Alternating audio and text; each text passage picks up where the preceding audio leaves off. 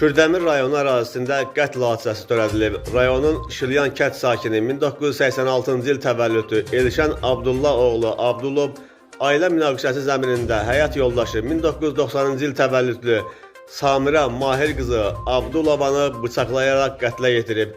Faktla bağlı araşdırma aparılır. Daha bir qətl hadisəsi isə Masallıda törədilib. İyun 29-u saat 4 radələrində Masallı rayonu Xoşçobanlı kəndi ərazisində ailə münaqişəsi zəminində qətl törədilməsi barədə polisə məlumat daxil olub.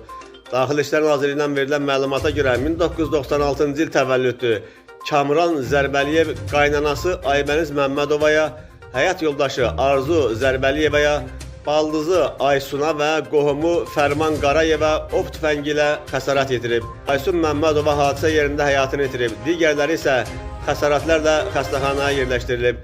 Kamran Zərbəliyev polis əməkdaşları tərəfindən saxlanılıb. Ondan cinayətin aləti olan Lion markalı ov tüfəngi götürülüb.